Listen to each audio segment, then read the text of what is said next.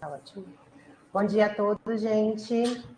Hoje a nossa palestra será com a Daphne Campos Lima Bessades. A Daphne é graduada, mestre e doutora em matemática pela UFMG e atualmente ela faz pós-doutorado na Unicamp.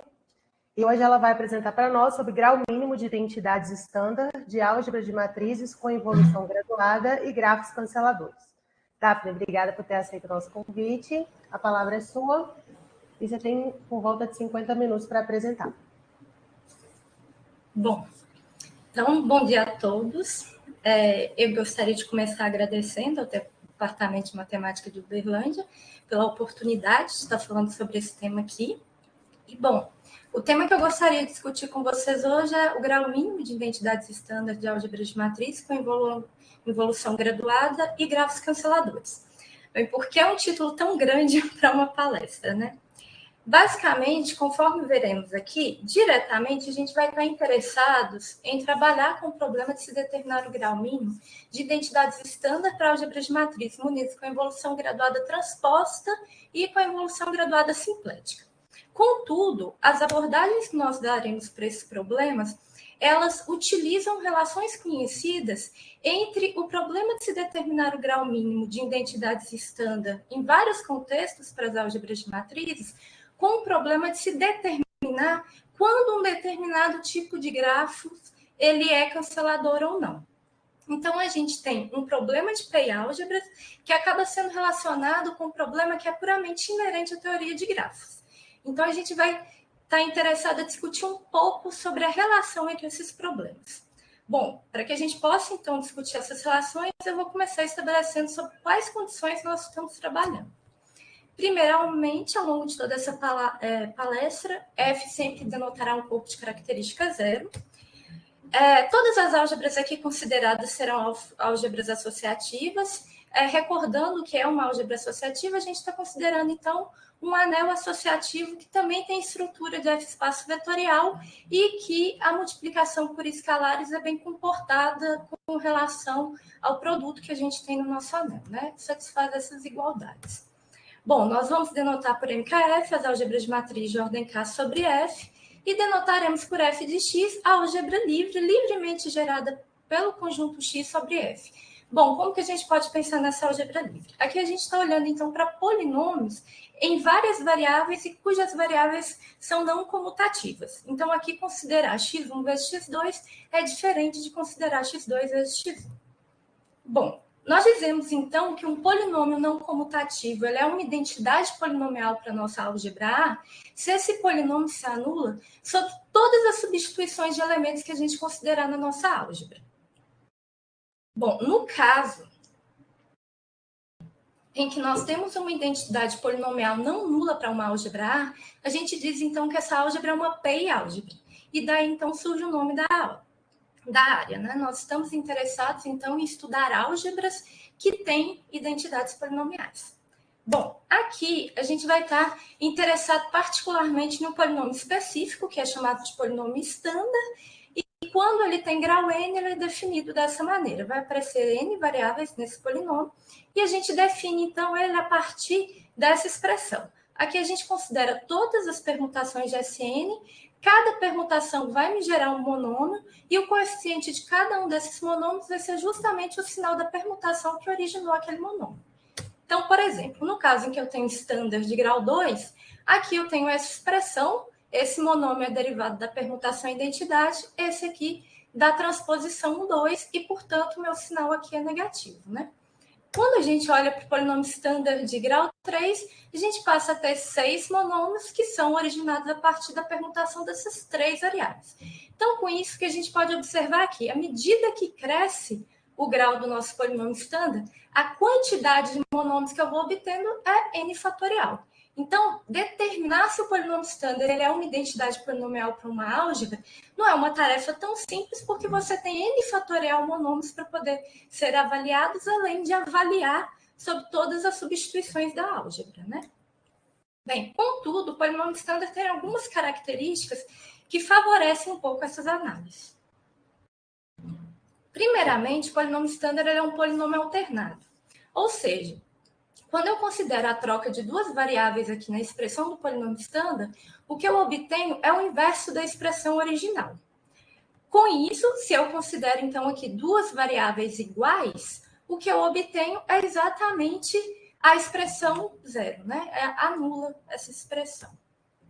Bom, com isso, para mostrar que o polinômio standard ele é uma identidade polinomial para uma álgebra A, primeiramente, a gente pode descartar substituições em que eu tenho dois elementos repetidos, porque se eu avaliar elas no polinômio, vai se cancelar automaticamente. Então, a gente passa a olhar apenas para substituições distintas.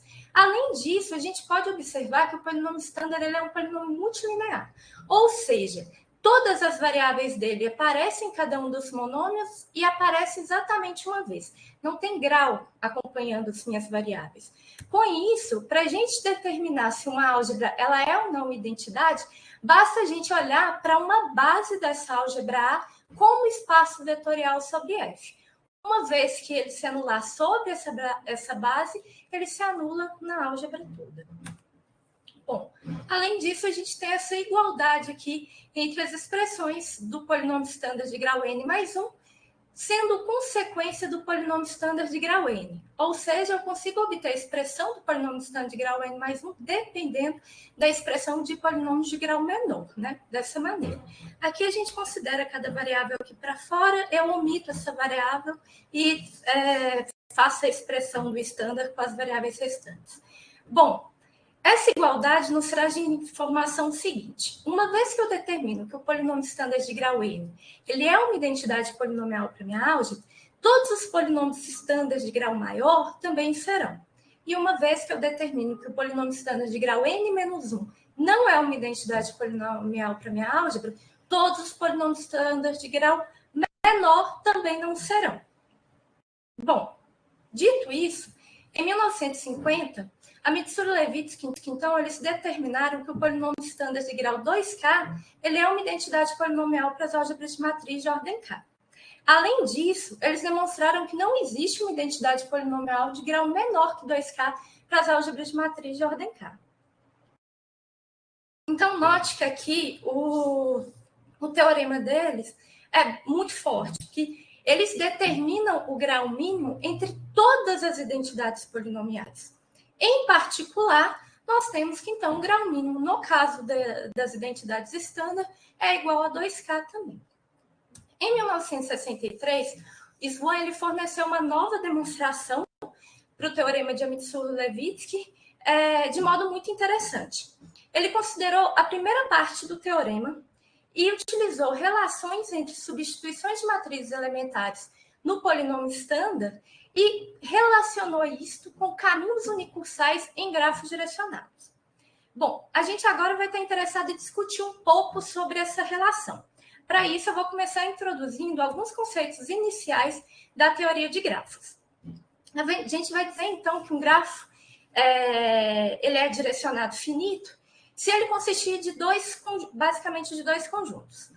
Um conjunto não vazio finito de elementos, que nós chamaremos eles de vértices, e um outro conjunto, que na verdade a gente aqui vai considerar um multiconjunto de elementos que nós chamamos de arestas. Bom, esse conjunto de arestas, ele consiste de pares ordenados de elementos dos meus vértices, ou seja, ele é um subconjunto desse conjunto aqui. Bom, é muito comum na teoria de grafos a gente associar a um grafo uma figura e nos referirmos a essa figura como sendo ela mesma propriamente um grafo. Então, aqui a gente tem um exemplo de um grafo onde meus vértices eles são representados através desses pontos e as minhas arestas, elas são representadas por essas flechas. As flechas elas são definidas de modo que o meu vértice inicial é a primeira entrada do meu par ordenado e o meu vértice final é a segunda entrada do meu par ordenado. Bom, então aqui, por exemplo, a gente tem o par ordenado 1, 2, 2, 3 e assim sucessivamente. No caso em que a gente repete os dois vértices aqui, a gente diz que a gente tem um loop. Bom, agora, dado dois vértices no meu grafo, V e W, a gente vai definir, então, o caminho direcionado ligando esses dois vértices em G como sendo uma sequência de arestas distintas. Aqui é importante pontuar que, em geral, na teoria de grafos, não existe essa exigência de que as arestas sejam distintas. Eu posso repetir arestas no meu caminho. Mas aqui no nosso contexto vai ser interessante pedir isso. Então, aqui eu estou considerando arestas distintas, tais que, primeiramente, a primeira aresta tem que partir do meu vértice V, a última aresta ela tem que terminar no meu vértice W, né? Porque eu quero ir de V a W. E as minhas arestas intermediárias, elas sempre têm vértices extremos em comum, tais que eu respeito a orientação. Ou seja, o que eu quero dizer é que nós podemos caminhar no nosso grafo, respeitando as orientações das arestas e sem dar pulo. Então, eu posso ir de 1 a 4, indo de E1, E2, E3. Eu não posso ir diretamente de 1 a 4, indo de E1 para E3, né? Eu tenho que passear pelo grafo. E eu não posso ir de 1 a 4 pela aresta E4, porque eu não respeitaria a orientação. Bom, dado um caminho direcionado em G, a gente vai dizer, então, que esse caminho ele é um caminho unicursal se todas as arestas de G aparecerem nesse caminho. Então, observe que aqui a gente vai estar interessado em estudar justamente esses caminhos unicursais. E eles são caminhos em que todas as arestas de G aparecem e aparecem exatamente uma vez, né? Então, o que quer dizer que a gente está tendo, basicamente, aí, uma permutação dessas arestas. De que modo? Bom, antes aqui a gente tem um exemplo, né, de um caminho unicursal em um grafo. Então, aqui eu tenho um caminho unicursal indo de 1 a 1, em que eu vou por E1, E2, E3, E4. E, fixando uma rotulação, então, para essas arestas no grafo G, a gente pode, então, dizer que todo o caminho unicursal em G ele está associado a uma permutação das arestas de G. Contudo, é importante pontuar que a todo caminho unicursal eu tenho associado a uma permutação.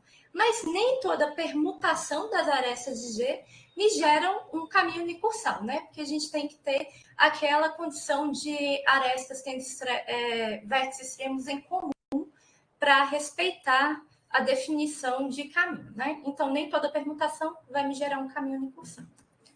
Bom, mais uma vez que a cada caminho eu posso associar uma permutação, eu posso dar uma noção de sinal de caminho para esses caminhos. Eu vou dizer que o sinal, então, de um caminho no grafo G, ele é exatamente o sinal da permutação associada a esse caminho.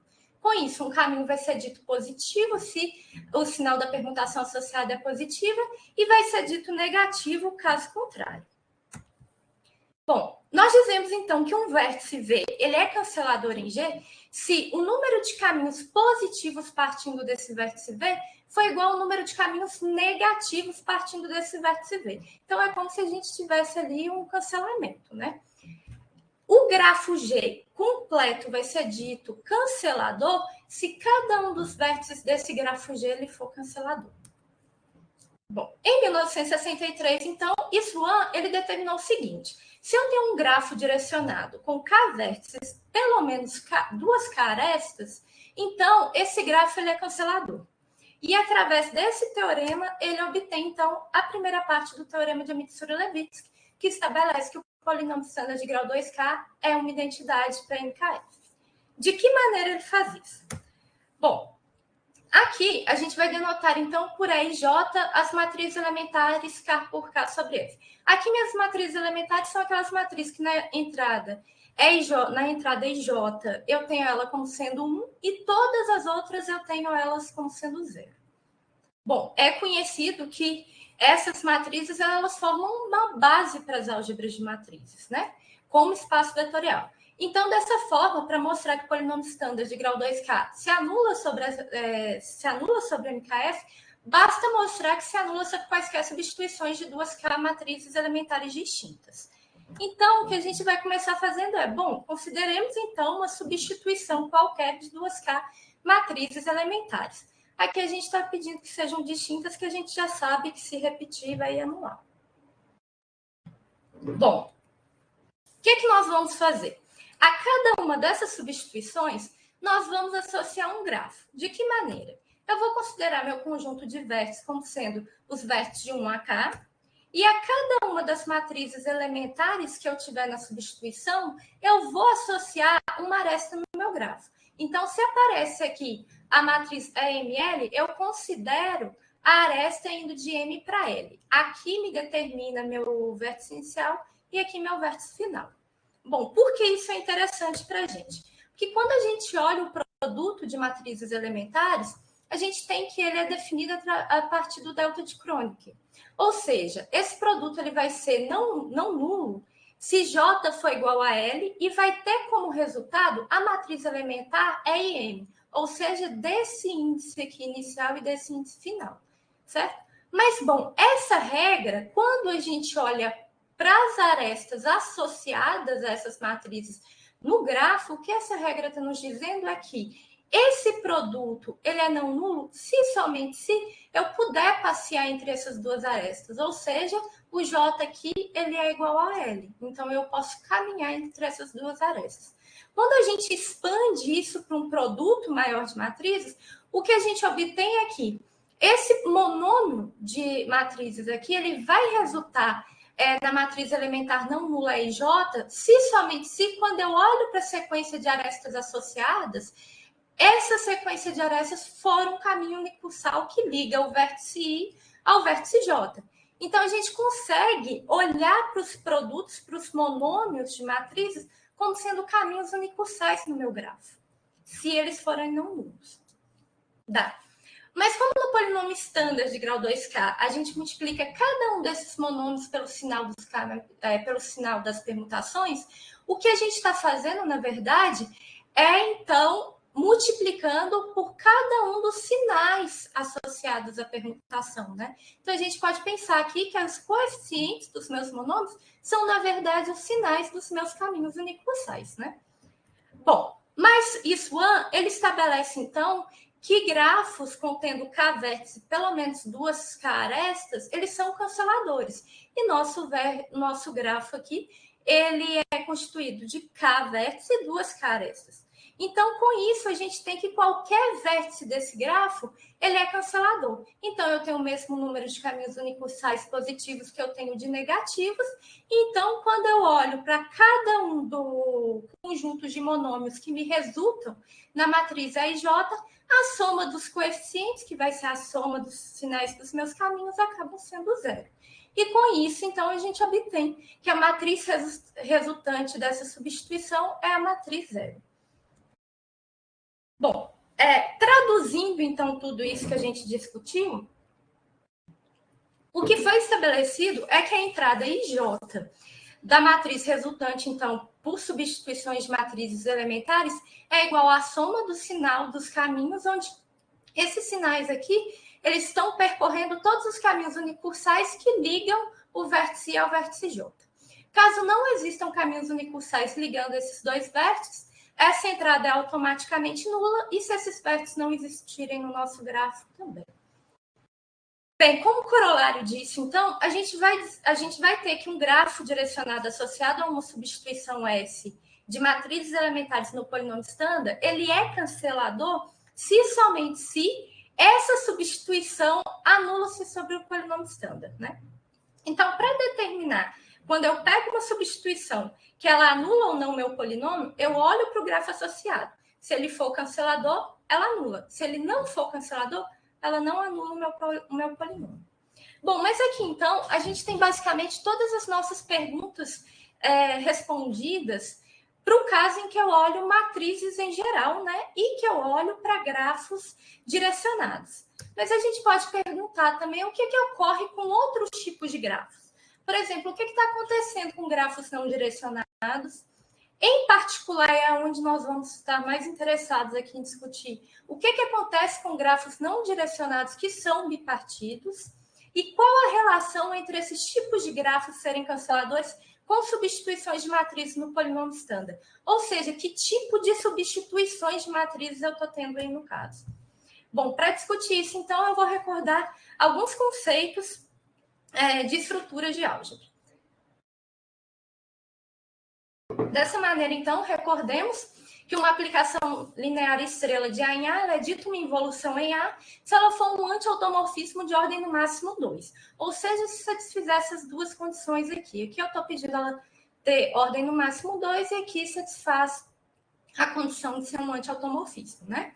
Uma álgebra A munida com uma involução estrela estrela, então denotada através do par ordenado da álgebra, juntamente com a involução, e é chamada de estrela álgebra. No caso em que nós temos uma estrela álgebra, então, pode ser observado que nós podemos decompor essa álgebra numa soma direta de dois subespaços. O subespaço dos elementos simétricos, que são aqueles elementos que permanecem invariantes quando sofrem a ação da involução, e o subespaço dos elementos antissimétricos, que são aqueles elementos que, quando sofrem a ação da involução, nos retornam seu inverso aditivo.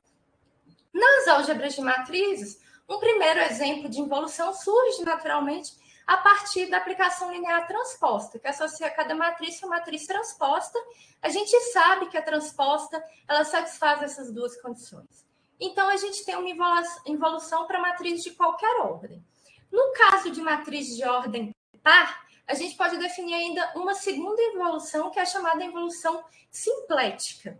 E ela é definida da seguinte maneira. Bom, aqui como minha matriz tem ordem 2m, a gente pode particionar, então, essa matriz em blocos de matrizes M por N. Então, a gente define a ação da simplética como sendo justamente trocar os blocos da diagonal principal e transpor cada um deles, e trocar o sinal dos blocos da diagonal secundária e transpor cada um deles. Bem, é conhecido que quando F é um corpo algebricamente fechado, a menos de equivalência, nós temos definidas nas álgebras de matrizes apenas a involução transposta e a involução simplética, sendo a simplética apenas para matriz de ordem par. Então, qualquer outra involução vai ser equivalente ao olhar para uma dessas duas involuções.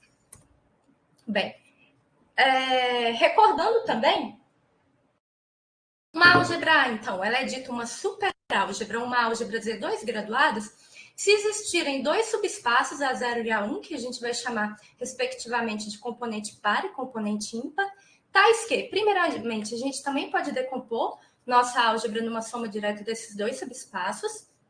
A gente tem que produto de elementos de mesma componente sempre pertencem à componente par, e produtos de elementos de componente distintas sempre pertencem à minha componente ímpar. Com isso, então, se eu tenho uma álgebra que ela tem uma graduação e também tem uma involução, a gente vai dizer que essa álgebra é uma estrela superálgebra se a minha involução respeitar as componentes da minha graduação. Ou seja, quando eu aplico a minha involução na minha componente par, eu obtenho minha componente par, e quando eu aplico minha involução na minha componente ímpar, eu obtenho minha componente ímpar. Nesse caso também, nós dizemos que essa involução é uma involução graduada em A. Bom, então, dado uma estrela superálgebra, observe que a gente tem 4 subespaços aí, né? A gente tem a componente par, a componente ímpar e o subespaço simétrico e antissimétrico. O que ocorre é que o subespaço simétrico e antissimétrico, eles são graduados. Então, eu posso decompor minha álgebra agora em uma soma direta de 4 subespaços. O subespaço dos elementos pares simétricos, pares antissimétricos, ímpares simétricos e ímpares antissimétricos. Bom, em 1963, Val ele classificou, então, todas as Z2 graduações possíveis para as álgebras de matrizes. E essas Z2 graduações, elas são definidas, então, da seguinte forma. Dada a ordem da matriz, a gente considera, então, uma decomposição dessa ordem como uma soma de outros dois naturais que satisfazem essas desigualdades. E com isso, então, eu determino que a minha componente par será aquelas matrizes onde na diagonal principal aqui eu tenho blocos de matriz K por K, e no bloco inferior, blocos de matrizes L por L, e na diagonal secundária eu vou formar a minha componente ímpar a partir de blocos de tamanho K por L e blocos de tamanho L por K. Em 2016, Jean Bruno dos Santos e Vieira provaram que quando F é um corpo algebricamente fechado, a involução transposta e a involução simplética são involuções graduadas na nossa superálgebra MKLF. Aqui é importante pontuar o seguinte: a involução simplética ela vai ser graduada apenas nos casos em que K for igual a L ou L for igual a zero e K for par. Mas no caso em que L é igual a zero aqui, a gente acaba tendo uma graduação trivial. O que não é interessante no nosso contexto, porque com isso a gente retorna o problema ao caso de involução, sem olhar para a graduação. E o caso de involução sem olhar para a graduação, ele já está, de certo modo, bem estabelecido. Então, aqui, a gente vai se restringir a olhar no caso em que a simplética está graduada para álgebra de matrizes MKK. Bom, uma vez que a gente conhece, então, quem são nossas álgebras, nossas involuções graduadas na álgebra de matrizes, nosso objetivo aqui agora é entender como se dão os polinômios nesse contexto, como se dão as identidades polinomiais nesse contexto. Bom, para isso a gente, então, reparte o nosso conjunto de variáveis em outros 4 subconjuntos de variáveis disjuntos. De que maneira? Bom, primeiro eu vou considerar variáveis pares simétricas, variáveis ímpares simétricas, pares antissimétricas e ímpares antissimétricas. Dessa maneira, então, a gente consegue obter uma estrela superálgebra livre, ou seja, agora eu tenho polinômios em variáveis não comutativas, onde as minhas variáveis são pares simétricas, pares antissimétricas e assim sucessivamente. Dessa maneira, a gente vai dizer que um elemento dessa estrela superálgebra livre, ele é uma Z2 estrela identidade para minha estrela superálgebra A, se esse polinômio se anular sob quaisquer substituições de elementos que respeitem os meus tipos de variáveis. Ou seja, elementos pares simétricos serão substituídos em variáveis pares simétricas, ímpares simétricos em variáveis ímpares simétricos e assim sucessivamente, né? Então, tem que respeitar ali o tipo de variável que eu tenho. Bom, aqui ao longo da palestra eu vou omitir essa parte de Z2, estrela identidade, e vou me referir apenas à identidade, ficando claro do contexto que eu estou olhando para identidades em estrelas superálgebras, tá? Bom, então, vamos retornar ao nosso problema. Nosso problema é determinar o grau mínimo, então, dessas Z2 estrelas identidades, e a gente vai determinar nos seguintes casos. Primeiramente, a gente vai olhar os casos onde que todas as variáveis são pares antissimétricas ou todas são pares antissimétricas. Então, elas pertencem a uma mesma componente da nossa estrela superálgebra livre. A gente não vai ter variáveis distintas nesse polinômio. Ou elas são todas pares antissimétricas ou pares simétricas. E aí a gente começa olhando, então, para a estrela superálgebra de matriz com a evolução graduada simplética. Nesses casos, o que foi obtido é que, tanto no caso antissimétrico e simétrico, o grau mínimo é dado por 2K, onde K aqui é o tamanho dos meus blocos, né? De que maneira que a gente observa isso? Bom, a gente vai precisar, então, olhar para as substituições do meu subespaço par simétrico, né? E depois disso, olhar para as substituições no meu subespaço par antissimétrico. Bom, o que ocorre é que, em ambos os casos, o que aparece aqui são matrizes, né? Bloco de matriz K por K, que é o transposto desse bloco, na diagonal. Bom, mas matrizes diagonais, elas são bem comportadas. Então, quando a gente olha a avaliação do standard nessas matrizes diagonais, o que acontece é que a expressão do standard, ela entra para dentro dessas diagonais. Então, determinar que essa substituição, uma substituição aqui, ela é nula, é a mesma coisa que determinar que substituições de matrizes K por K aqui, elas são nulas. Bom, mas a gente já tem que, no caso em que R é igual a 2K, isso ocorre, né? A gente já tem o teorema de Amidsur-Levitsky. Então, por isso, a gente obtém, então, esses graus mínimos aqui como sendo igual a 2K. Bom, e no caso de variáveis pares antissimétricas e pares simétricas, agora para a involução graduada transposta. O que ocorre é que, no caso antissimétrico, a gente obtém o grau mínimo como sendo 2K menos 2, e no caso simétrico, a gente obtém o grau mínimo como sendo 2K, onde K aqui é o tamanho do maior bloco. Bom, novamente, quando a gente olha para o subespaço par antissimétrico, o que a gente obtém aqui na diagonal principal é matrizes antissimétricas. E quando a gente olha para o par simétrico, a gente obtém matrizes simétricas.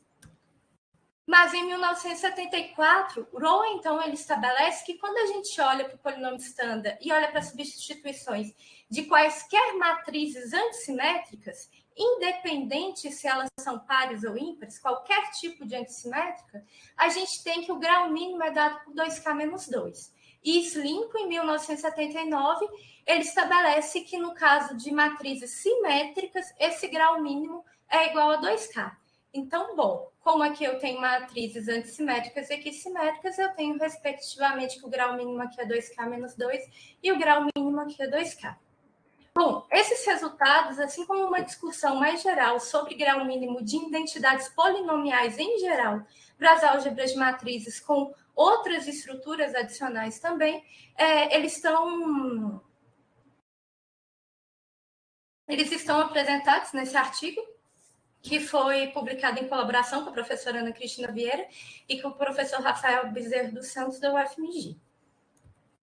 Bom, agora, o nosso terceiro caso que nós estamos interessados em avaliar é quando a gente olha para variáveis ímpares antissimétricas e variáveis ímpares simétricas. Bom, a gente começa, então, a avaliar o caso da involução graduada transpostas.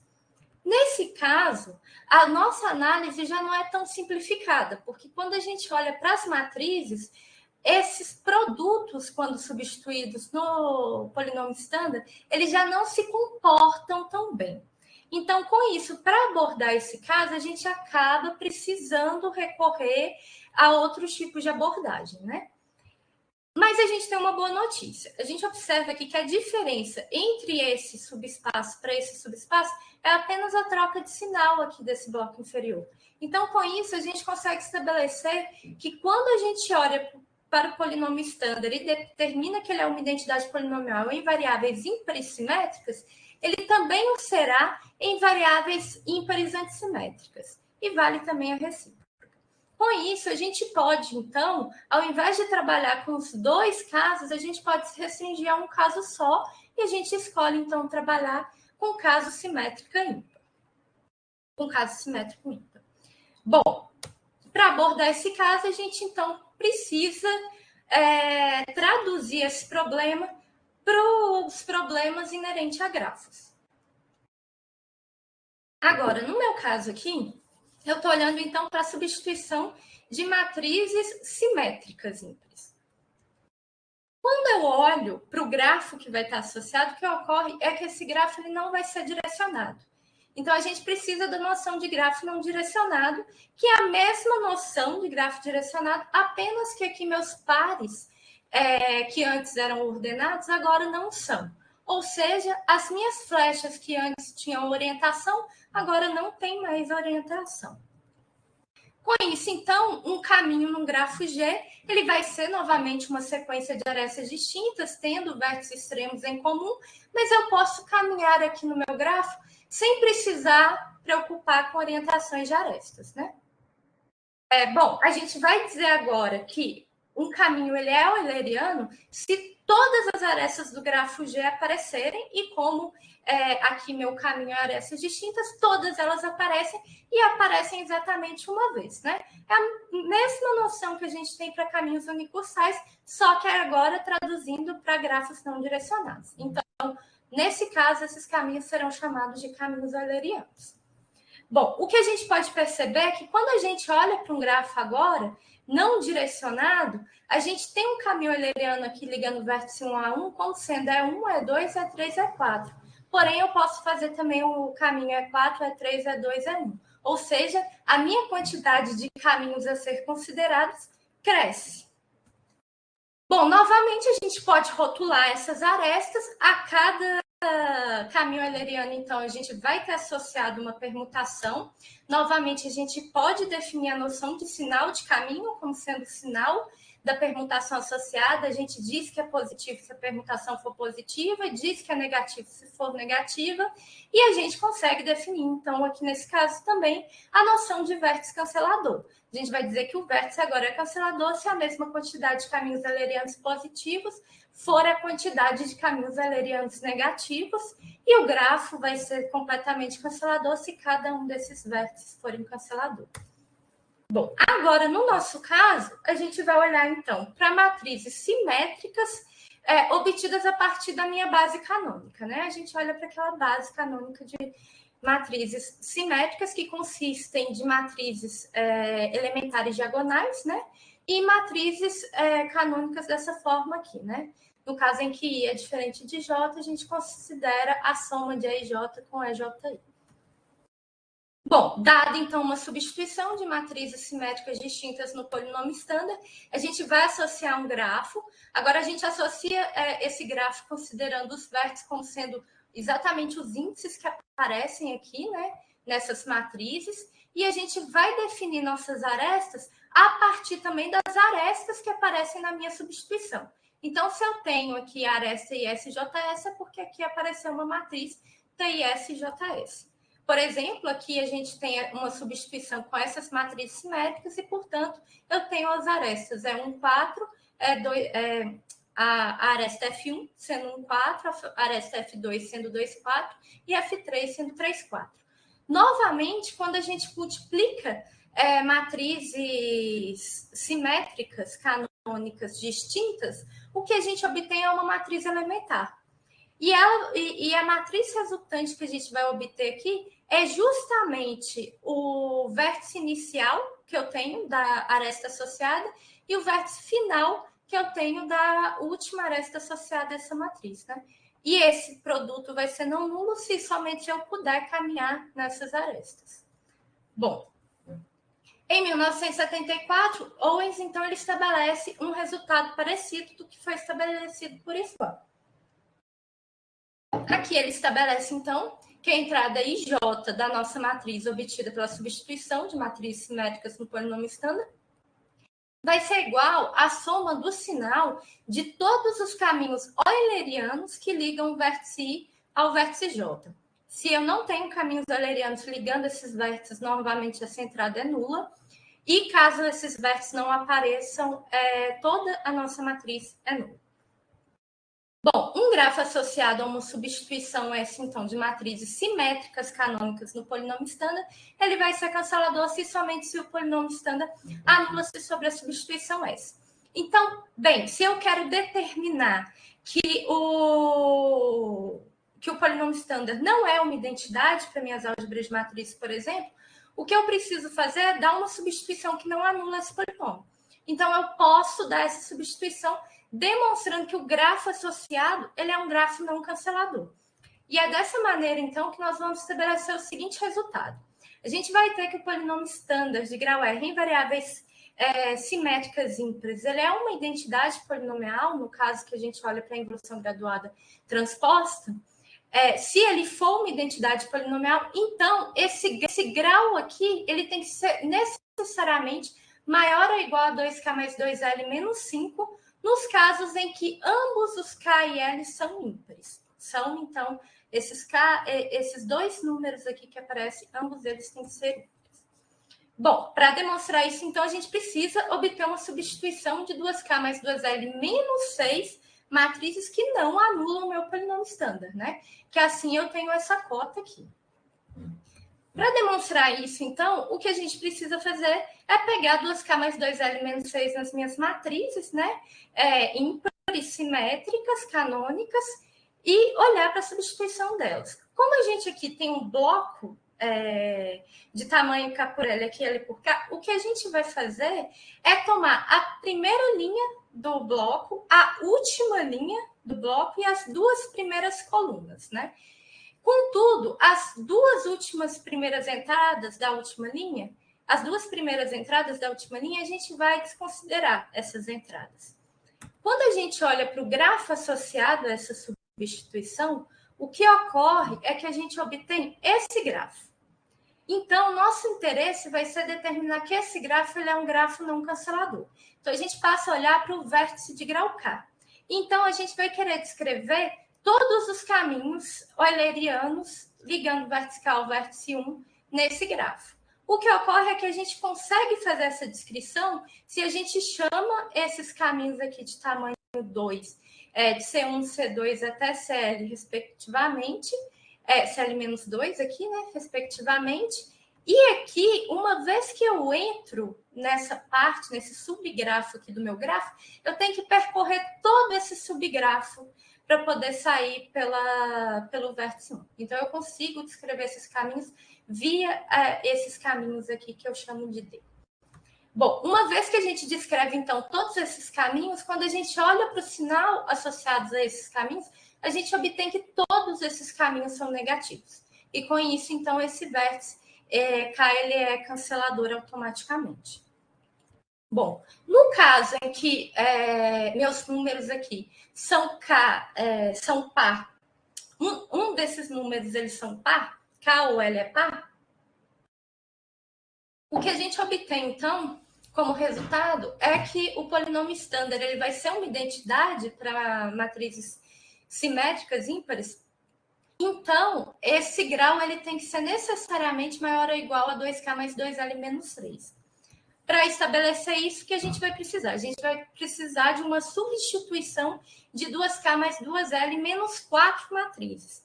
Mas no caso anterior, eu tinha 2k mais 2l menos 6 matrizes. Eu tinha jogado fora as duas primeiras entradas da minha última linha. O que a gente vai fazer agora é considerar essas entradas.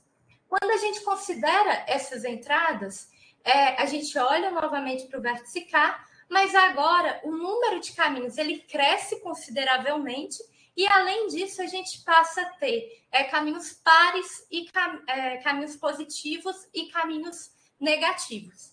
Então, a gente já não tem automaticamente que esse vértice é cancelador. A gente precisa, então, computar a quantidade de caminhos positivos, a quantidade de caminhos negativos, e a gente chega na conclusão que essa quantidade ela é diferente.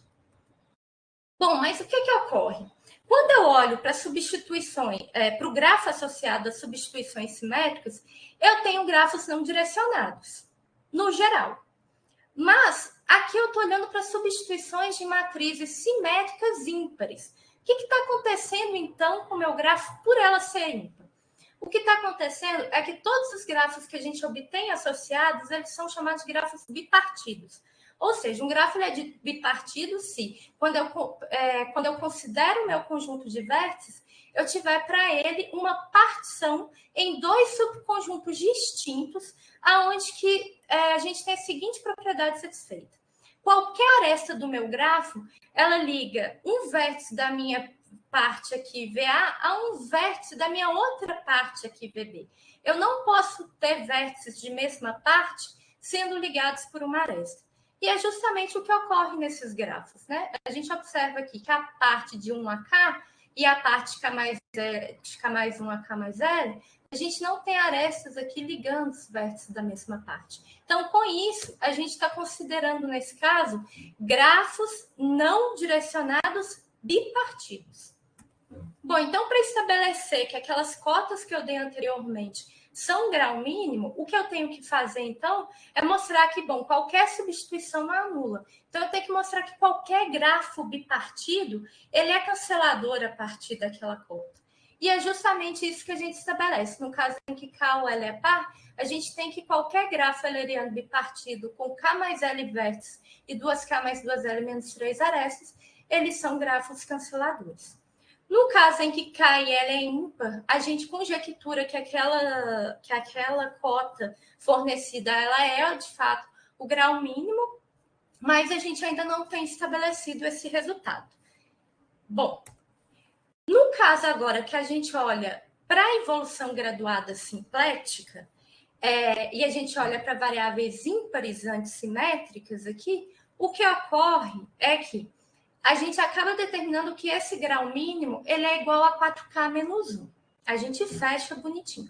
Só que, para demonstrar isso, a gente acaba mostrando que é equivalente isso a demonstrar que identidades duplas de Capelli em variáveis simétricas, ou seja, quando eu olho para quaisquer tipos de matrizes simétricas sendo substituídas, o grau mínimo é igual a 4K menos 1, mas essas matrizes simétricas eu estou olhando com relação à evolução transposta.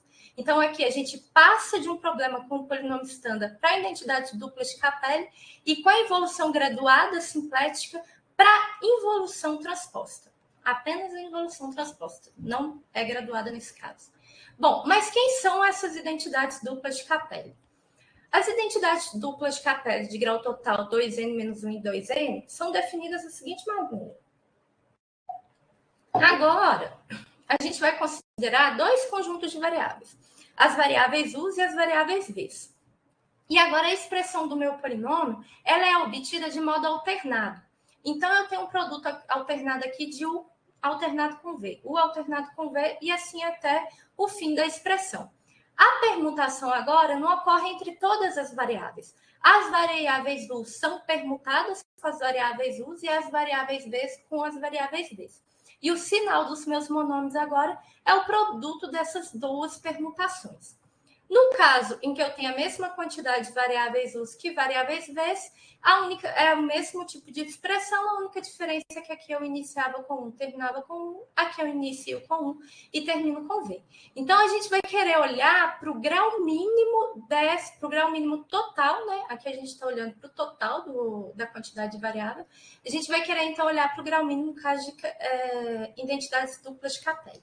O que ocorre é que em 1995, Domokos demonstrou, então, que o polinômio duplo de Capelli de grau total 4K-1, ele é uma identidade polinomial para as álgebras de matriz de ordem K. Em particular, ele também é uma identidade quando eu substituo só matrizes simétricas com relação à evolução transposta, né? Então, a gente já tem que é uma identidade. O que a gente precisa mostrar, então, é que quando eu olho para o polinômio duplo de Capelli de grau total 4K-2, em variáveis simétricas, então, ele não é uma identidade nesse caso, né? Para estabelecer isso, o que a gente precisa, então, novamente, é de uma substituição de matrizes simétricas canônicas no nosso polinômio. E aí, o que a gente vai fazer é, novamente, associar essa substituição um grafo. De que maneira? Eu olho, novamente, para todos os subíndices aparecendo na minha substituição, tomo vértices com esses subíndices, só que aqui, ao considerar as minhas arestas, eu considero novamente, a partir das matrizes que eu tenho na substituição, mas eu vou rotular elas de maneiras distintas, né? As matrizes avaliadas nas variáveis y, eu chamo de f's, e nas variáveis y' de f'. Então, a gente passa agora a olhar o que a gente chama de caminhos eulerianos alternados, aqui do tipo FF'. Ou seja, quando eu olho para o meu grafo e o meu grafo obtido ele tem caminhos eulerianos, eu vou me restringir a olhar agora para caminhos que eles alternam essas arestas entre F e F'. Então, com isso, o que a gente obtém é uma sequência de arestas onde a gente está perguntando F com F e F' com F'. Novamente, a gente dá, então, uma noção de sinal para esses caminhos alternados, como sendo justamente o produto do sinal das permutações que eu obtenho, né? E aí a gente estabelece, então, o resultado que a entrada IJ da matriz obtida por essa substituição no Capelli duplo, ele é igual à soma dos sinais, agora olhando para os caminhos alternados do tipo FF' que ligam o vértice I ao vértice J no nosso grafo associado. Bom, se não existir esses caminhos alternados, essa entrada é nula, e se não existir esses vértices, toda a matriz já é nula automaticamente. Bom, o que a gente quer mostrar, então, é que a nossa substituição lá não anula nosso Capelli duplo de grau total 4K-2, né? Então, vamos olhar para uma substituição. A gente vai tomar como substituição aquelas em que a gente considera as matrizes canônicas da diagonal e da linha secundária diagonal. Tanto nas variáveis y quanto nas variáveis y'. Quando eu olho para o grafo associado, eu obtenho esse grafo. Então, agora, a gente vai querer olhar para o vértice 1 e o que a gente vai fazer é contabilizar a quantidade de caminhos alternados que eu tenho do tipo FF' indo de 1 para 1. O que ocorre é que quando a gente contabiliza essa quantidade de caminhos, a gente obtém, nesse caso, um número ímpar desses caminhos. Então, naturalmente, eu não posso ter a mesma quantidade de positivo que eu teria de negativo, porque nesse caso eu teria que ter uma quantidade par de caminhos, né? Então, a gente já consegue estabelecer que esse vértice aqui, ele é não cancelador nesse contexto, e, portanto, essa substituição aqui não anula meu polinômio duplo de Capelli de grau total 4K-1 e com 4K-2, e com isso a gente estabelece que, no caso que a gente estava considerando, o grau mínimo do meu polinômio estándar aqui é, de fato, 4K-1. Bom, resumidamente, nós temos esses resultados. Quando a gente olha para a evolução graduada transposta, no caso de variáveis par, simétrica e antissimétrica, a gente tem, no caso simétrico, o grau mínimo sendo 2K, no caso antissimétrico, 2K-2.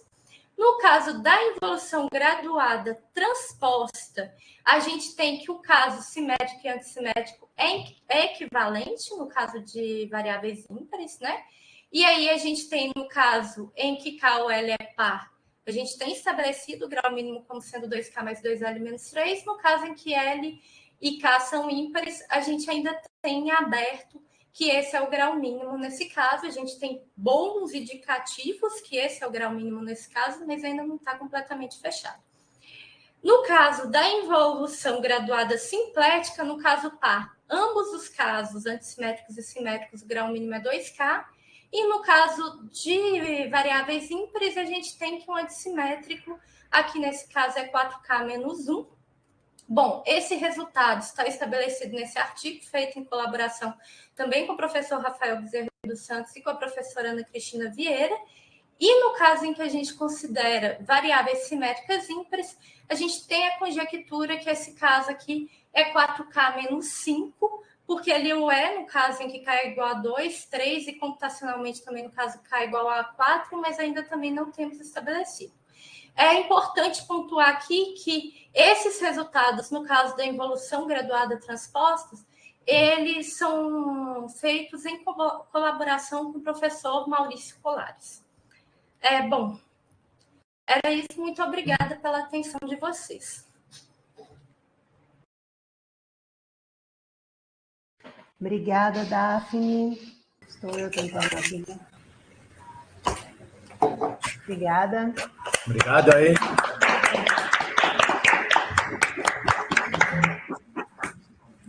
Pessoal, alguém tem alguma pergunta? Eu tenho uma pergunta, Daphne. Não sou da área, não entendo muito, mas eu achei interessante você relacionar essa teoria com grafos. Só que eu me perdi um pouco. O que você relacionou? Porque você pedia que as arestas fossem distintas. Você relaciona os grafos com o seu polinômio estándar ou com os elementos da álgebra?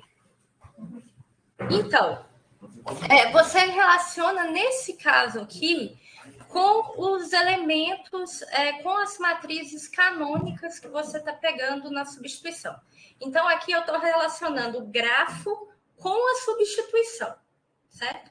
O que acontece é que, quando eu olho para os monômios no meu polinômio estándar, agora substituído por essas matrizes, eu consigo decifrar o resultado deles a partir dos meus caminhos no grafo associado a essa substituição. Então, ao invés de eu fazer produtos de matrizes, o que eu estou fazendo é caminhos no grafo. Entendeu? E você precisa que as arestas sejam distintas porque você pega uma base para essa álgebra de matrizes, é isso? E aí você tem Não, os elementos distintos. É porque, na verdade, quando a gente olhou para as substituições lá, quando a gente repetia dois valores no estándar, já anulava. Então, você não precisa considerar. Você poderia considerar normalmente. O que você ganharia seria grafos com arestas múltiplas. Só que aí eles seriam automaticamente canceladores. Então, não precisa considerar. Você pode não trabalhar com isso. Entendi. Obrigada.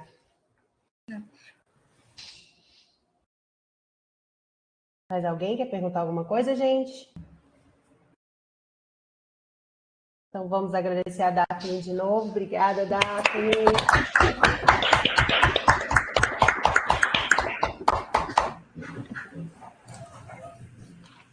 Eu gostaria... Bom, eu cheguei meio atrasado, não? Mas eu escutei a palestra inteira, não? Muito bom, não? Muito bom ver a Ana também aí, não? Acho que a Ana Cristina tinha mais perguntas aí, não? Talvez algumas dúvidas, problemas em aberto ainda. Olha, com certeza, Alonso, e todos. Quando a Daphne iniciou esse tratamento na tese de doutorado, né, na época do doutorado, a gente não sabia que a coisa ia se desembolar tão nessa direção. Os casos iniciais foram tranquilos, a gente usou PI-teoria, a gente usou o que a gente sabia de matriz, e de repente a coisa começou a ficar mais sofisticada. E foi o Rafael que deu a ideia de falar assim, Daphne, você vai ter que usar grafos. Eu lembro desse dia lá na sala do Rafael, ele falou assim, você vai ter que usar grafos. Ela, grafos? Porque tem a demonstração de Amitsu Levitsu usando grafos, eu acho que seria uma abordagem legal. E realmente, a partir do momento que ela começou a se aprofundou nessa parte de grafos, e a gente entendia as coisas simples que são, né? Os resultados saíram muito bem e a coisa começou a ficar complicada. Eu falei para ela, você vai ter que buscar especialista, tem aí o Maurício Colares agora como colaborador. Ficaram coisas em aberto, a tese ficou muito boa, gerou artigos, gerou resultados interessantes. E eu acho que ela está no caminho certo, entendeu? Que ela vai encontrar os colaboradores agora que podem ajudar mais, né? Que sejam especialistas nessa área. Ficou um trabalho muito bonito e eu acredito que ela vai conseguir resolver os problemas que estão aí em aberto. Agora é com ela. Eu realmente agora preciso né? Só abrir os caminhos, né? Os meninos estão indo aí, eu achei muito bom. Assim, tá certo, não, muito bom, não, muito bom. Tá indo aí em frente. E você não respondeu, você vai na escola de álgebra? Eu esqueci de responder, eu vou no IMPA, não? Eu tenho um evento no IMPA, e aí eu não vou na escola, porque o evento no IMPA é na outra semana, não? Tá bom. Que pena que vai ser junto. Vai ser, ficou junto, não? Uma semana e a outra semana é o do IMPA. Eu vou aproveitar para fazer a propaganda do evento que a gente vai fazer aqui em maio, que é o segundo encontro dos jovens algebristas. A gente espera ter como palestrantes doutores em álgebra com menos de 10 anos de doutorado, para dizer que é jovem. já saí desse intervalo, não? Pois é, então, aí a gente ajuda, mas pode participar. Não é? Os palestrantes é que a gente quer, de fato, que sejam jovens. Então, a gente está... Presencial, Ana? Presencial aqui na UFMG, em maio, e a gente vai divulgar lá na escola de álgebra, e a gente já fez a página, já vai começar a conversar com algumas pessoas, porque o dinheiro é pouco, então a gente pode financiar uma coisinha ou outra, mas o importante é... Quem tiver aqui em Minas já fica mais fácil, né? Fica então, mais legal. Então, me manda depois a informação, o cartaz, e aí eu passo aqui, não? Coloco a gente está no momento também agora de verificar tudo direitinho, aí a gente já vai começar a divulgar para todos. Assim, a gente manda também para a lista de e-mail de corpos finitos. O encontro é geral, assim, aos jovens algebristas de modo geral, né? Quer dizer, engloba várias áreas. Sim. Não precisa ser nada específico. Legal. E vamos ter a RMM, né, esse ano, né? A segunda RMM. Julho, né? Vai ser em agosto. Agosto? A gente acha que agosto vai ser melhor. Tá. A gente também está no momento de começar a pensar para divulgar. Então, vamos para o evento aí, tudo presencial. Bom demais. Eu vou parar a gravação, ok? Ok, não, já tinha que ter parado antes, viu?